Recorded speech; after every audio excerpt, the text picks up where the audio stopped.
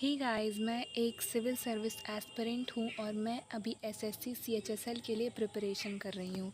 और मैं आज आपके लिए भी ये वीडियो लेके आ गई हूँ एसएससी सीएचएसएल टियर 1 के बारे में पूरी जानकारी देने के लिए। तो अगर आपने अभी तक मेरा चैनल सब्सक्राइब नहीं किया है तो मेरे चैनल को सब्सक्राइब कर लें और उसके बगल में बेल आइकन को ज़रूर प्रेस कर लें ताकि मैं जो भी वीडियोज़ डालूँ वो आप तक पहुँच जाएँ। तो आइए गाइज़, यहाँ मैं आपके लिए एसएससी सीएचएसएल के लिए पूरी जानकारी लेके आ गई हूँ। तो गाइज़, सबसे पहले हम जानते हैं कि एसएससी सीएचएसएल होता क्या है। ठीक है, तो मैं आपको बताती हूँ कि एसएससी सीएचएसएल होता क्या है। एसएससी का मतलब होता है स्टाफ सिलेक्शन कमीशन और सीएचएसएल का मतलब होता है combined higher secondary level examination, जो कि हर साल कंडक्ट कराया जाता है एसएससी के द्वारा। ठीक है, और इस बार 2026 में ये एग्ज़ाम होने वाला है अक्टूबर से नवंबर के बीच में। जैसा कि मैं बता दूं कि आपको किसी भी सरकारी एग्ज़ाम के लिए या फिर कोई भी कॉम्पिटिटिव एग्ज़ाम के लिए एप्लीकेशन फॉर्म भरना पड़ता है, बट अभी तक एसएससी सीएचएसएल का एप्लीकेशन फॉर्म नहीं आया है। जब टेंटेटिव कैलेंडर आया था एसएससी का, तब उसमें डेट रिलीज़ किया गया था कि एसएससी सीएचएसएल का एप्लीकेशन फॉर्म 30 अप्रैल तक आ जाएगा। बट अभी जुलाई में एक्सपेक्टेड डेट है कि एसएससी सीएचएसएल का फॉर्म आ जाएगा और लास्ट डेट टू अप्लाई 31 अगस्त होने वाला है गाइज़। तो देखते हैं। तो गाइज़, यहाँ देखिए, मैं आपको कुछ चीज़ें बताने वाली हूँ एसएससी सीएचएसएल के बारे में कि एलिजिबिलिटी क्राइटेरिया क्या होता है, किस एज में आप इसको दे सकते हैं, क्या पढ़ना चाहिए, कैसे पढ़ना चाहिए, सब कुछ बताने वाली हूँ गाइज़। तो आप प्लीज़ मेरे वीडियो में बने रहें। तो गाइज़, आइए देखते हैं। तो सबसे पहले मैं बता दूँ गाइज़ आपको कि एसएससी सीएचएसएल के लिए एलिजिबिलिटी क्राइटेरिया जो है वो है कि आप 12th पास आउट होने चाहिए, किसी भी स्ट्रीम से, मतलब आप 12वीं पास होने चाहिए किसी भी सब्जेक्ट से, किसी भी स्ट्रीम से, उससे फ़र्क नहीं पड़ता। आप चाहे वो आर्ट्स से हों, कॉमर्स से हों, साइंस से हों, किसी भी स्ट्रीम से हों, आप उसके लिए देने के लिए एलिजिबल हैं। ठीक है, और इसके लिए एज जो होता है वो 18 ईयर से लेके 27 ईयर तक होता है, यानी कि आप 18 वर्ष से 27 वर्ष की आयु तक एसएससी सीएचएसएल का एग्ज़ाम देने के लिए एलिजिबल हैं, योग्य हैं। तो गाइज़, मैं बता दूं आपको कि एसएससी सीएचएसएल के बारे में अगर आपने अभी तक नहीं सुना है तो मैं आपको बताती हूँ कि एसएससी सीएचएसएल के सिलेबस क्या होता है और इसका एग्ज़ाम कैसे कंडक्ट कराया जाता है। तो गाइस, जो एसएससी सीएचएसएल होता है इसका एग्ज़ाम 2 भागों में कंडक्ट होता है। पहला होता है प्रीलिम्स एग्ज़ाम, जिसे हम कहते हैं टियर 1, जिसमें आपका ये 4 सब्जेक्ट जो आपको दिख रहा होगा, इसमें general intelligence and reasoning, general awareness, English language and aptitude test होता है। और ये क्वालिफाइंग एग्ज़ाम होता है गाइस। ठीक है, इसमें मतलब आपको क्वालिफाई करना होता है। ये एग्ज़ाम मल्टीपल चॉइस क्वेश्चंस होते हैं इसमें। ओके, तो ये आता है क्वेश्चन और इसमें हर एक क्वेश्चंस 2 मार्क का होता है। 2 मार्क्स आपको मिलते हैं एक सही क्वेश्चंस पे, और अगर आप गलत करते हो तो उसके लिए आपको 0.5 मार्क्स की माइनस मार्किंग होती है। ठीक है गाइस, तो ये होता है इसका कि अगर आप एक क्वेश्चन गलत करेंगे तो उसमें आपके 0.5 नंबर कटेंगे, और एक क्वेश्चन आप सही करेंगे तो उसमें आपके 2 नंबर दिए जाएंगे आपको। ठीक है, इसमें अब वैकेंसीज़ गाइस जो इस बार दिखाया जा रहा है कि वैकेंसीज़ जो आई हैं 3000 से लेके 6000 वैकेंसीज़ आई हैं। इस बार एसएससी ने 3000 से लेके 6000 वैकेंसीज़ निकाली हैं गाइस। और मैं आपको बता दूं कि इसमें पोस्ट्स आपको कौन कौन सी मिलती है, तो आप देख सकते हैं गाइस। इसमें पोस्ट आपको मिल जाएगी एलडीसी, जिसे हम कहते हैं लोअर डिविजनल क्लर्क, जिसकी तनख्वाह होती है आपकी 19,000 से लेके 65,000 तक। मतलब स्टार्टिंग तनख्वाह जो होगी आपको 19,000 मिलेगी, बट जब आपका प्रमोशन होगा तो आपकी तनख्वाह 65,000 तक जा सकती है। ठीक है, अगला होता है जूनियर सेक्रेटरिएट असिस्टेंट होता है गाइस। ये भी जो होता है ये भी 19,000 से लेके 70,000 तक इसकी भी तनख्वाह होती है। फिर आपका आता है पीए, यानी कि पोस्टल असिस्टेंट जो होता है, इसकी तनख्वाह होती है 25,000 से लेके 81,000 रुपये तक। उसके बाद आपका एसए आता है जिसे बोलते हैं शॉर्टिंग असिस्टेंट, जिसकी भी तनख्वाह आपको 25,000 से लेके 81,000 तक जाती है। डीईओ होता है जिसमें डाटा एंट्री ऑपरेटर होता है, तो उसकी भी तनख्वाह उतनी ही होती है गाइस, 25,000 से लेके 81,000 तक। और जो ये लास्ट वाला एक डीईओ होता है, इसमें अदर पोस्ट्स लिखा है बट मैं आपको बता रही हूँ कि कितने पोस्ट्स होते हैं इसमें। जो डीईओ होता है, डीईओ ग्रेड ए एक पोस्ट आती है जिसमें आपको साइंस स्ट्रीम से होना पड़ेगा, ठीक है।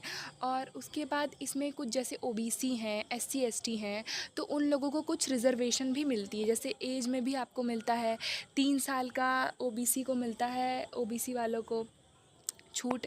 उसके बाद जो पीडब्ल्यूडी में आते हैं उन्हें 10 साल तक की छूट मिल जाती है एज में। फिर आपके जो आते हैं एससी एसटी में, उसमें भी 5 साल तक छूट मिल जाती है गाइस, ये रिज़र्वेशन कोटा वाले हैं, तो ऐसे छूट मिलती है। और अगर मैं आपको फ़ीस की बात करूं तो फ़ीस के लिए गर्ल्स और एससी एसटी के लिए फ़्री है ये, मतलब टोटली फ्री कॉस्ट है। और उसके बाद अगर आप ओबीसी और जनरल कैटेगरी के लड़कों की बात करते हैं तो उसमें भी आपको 100 रुपीज़ देना पड़ेगा, जो कि बहुत ज़्यादा नहीं है, तो काफ़ी अच्छा है। अब मैं आपको बताती हूँ कि एसएससी सीएचएसएल टियर 1 होता क्या है, इसमें क्या क्वेश्चंस पूछते हैं, कैसे आता है, क्या सिलेबस होता है।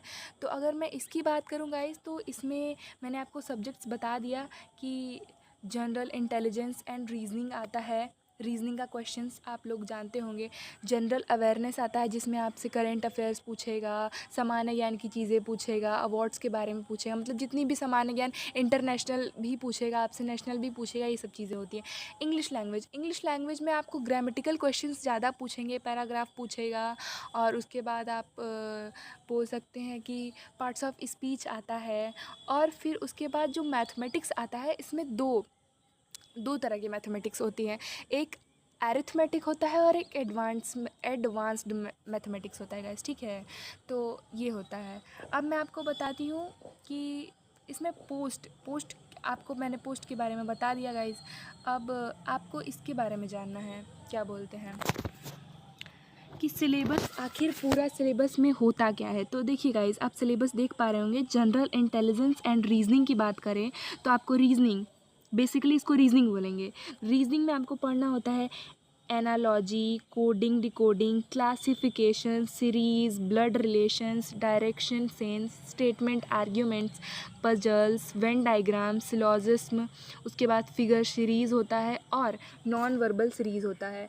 फिर देखिए गाइस, जनरल अवेयरनेस में अगर मैं बात करूँ तो करंट अफेयर्स आ जाता है आपका, history, geography, polity, economy, static, GK, general science, important days, sports and awards and honours आता है। फिर अब मैं आपसे मैथ्स की बात करूँगी, जिसमें इसमें दिया है क्वांटिटेटिव एप्टीट्यूड। इसमें आता है आपका number system, simplification, arithmetics, percentage, ratio and proportion, और प्रॉफिट एंड लॉस आ जाता है, एवरेज आता है, इंटरेस्ट आता है, time and work, time, speed and distance आता है, मेंसुरेशन आता है और डाटा इंटरप्रिटेशन आता है।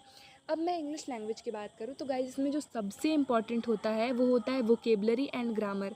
वोकेबलरी गाइज आपकी बहुत स्ट्रांग होनी चाहिए, क्योंकि वोकेबलरी से क्वेश्चंस ज़्यादातर पूछे जाते हैं। जो एरर एनालिसिस वाला होता है उसमें आपसे कुछ भी सिनोनिम्स पूछ देगा, एंटोनिम्स पूछ देगा, तो ये भी बेसिकली वोकेबलरी में ही आता है।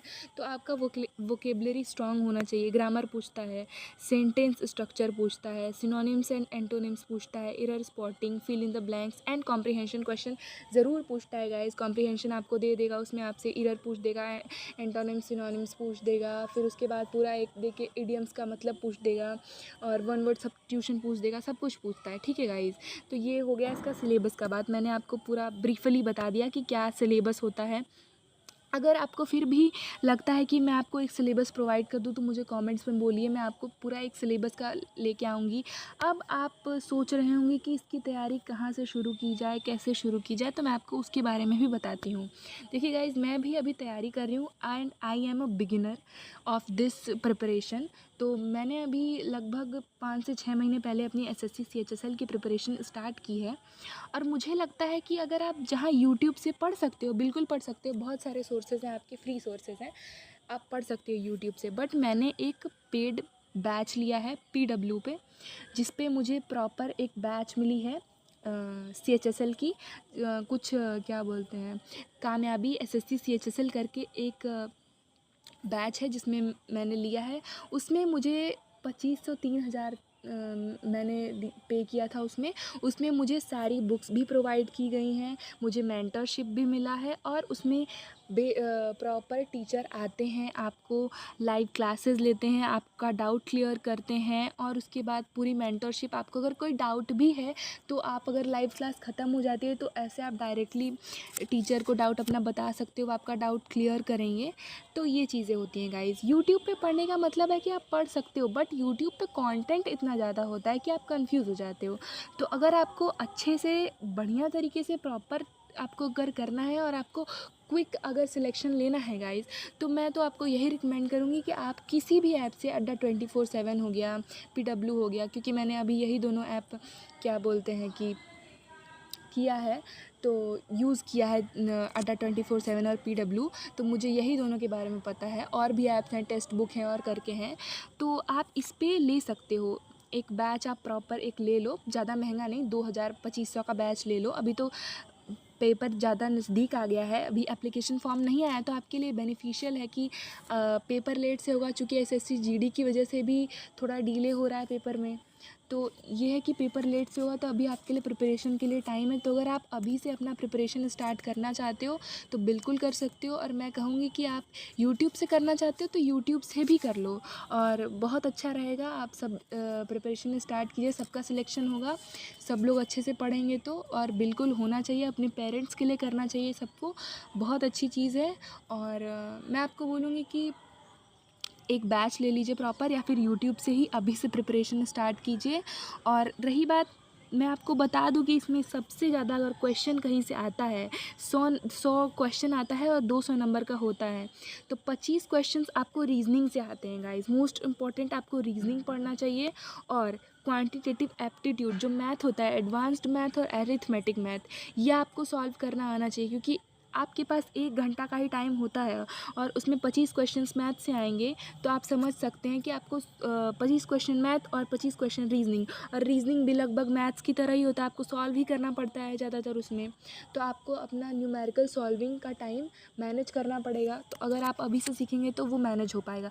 तीसरा आता है आपका इंग्लिश लैंग्वेज। इंग्लिश लैंग्वेज जो होता है, इसमें से भी 25 क्वेश्चंस आते हैं, जिसमें आपको ग्रामर और वोकेबलरी पे ज़्यादा फोकस करना चाहिए, और ख़ास करके कॉम्प्रीहेंसन पे, क्योंकि बहुत क्वेश्चंस आते हैं उसमें। अगर आपका ये तीनों सही है, वोकेबलरी आपका सही है, तो ज़्यादातर घुमा फिरा के कॉम्प्रीहेंशन में भी आपसे वोकेबलरी पूछता है। वोकेबलरी में आता है एंटोनिम्स, सिनोनिम्स, इडियम्स, प्रोवर्ब्स और वन वर्ड सब्स्टिट्यूशन। अगर आपका ये सब सही है और ग्रामर सही है, पार्ट्स ऑफ स्पीच, ये सब, तो आप समझिए कि इंग्लिश में आपको ज़्यादा दिक्कत नहीं होगा।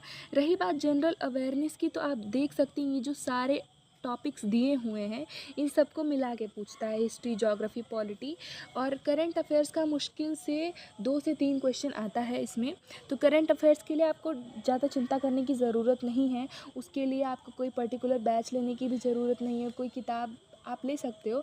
लेकिन मैं रिकमेंड करूँगी, मैं अगर अपना एक्सपीरियंस बताऊँ, तो सुबह 7 बजे कृति मैम की क्लास चलती है करंट अफेयर्स की।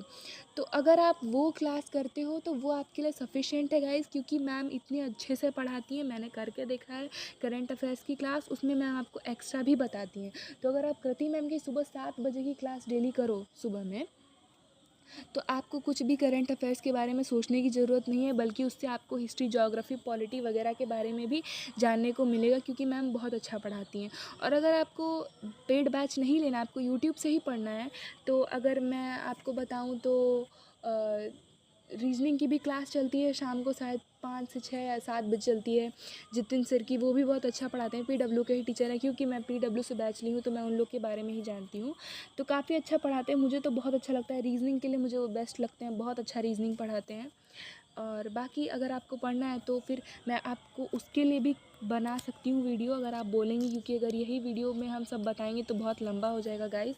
तो मैं आपसे यही कहूँगी कि आप लोग बढ़िया से प्रिपेयर कीजिए, और मैं भी, अगर मुझसे बड़े कोई लोग देख रहे हैं और वो भी इसके एस्पिरेंट हैं, SSC CHSL के बारे में, SSC CHSL के लिए तैयारी कर रहे हैं, और अगर वो मुझे कुछ एडवाइस दे सकते हैं तो प्लीज़, अगर मेरे बड़े भैया या बहन जो भी हैं, तो प्लीज़ मुझे एडवाइस दीजिए, प्लीज़ कमेंट्स में आप लोग बताइए। और अगर वीडियो अच्छी लगे तो लाइक और सब्सक्राइब ज़रूर कीजिए।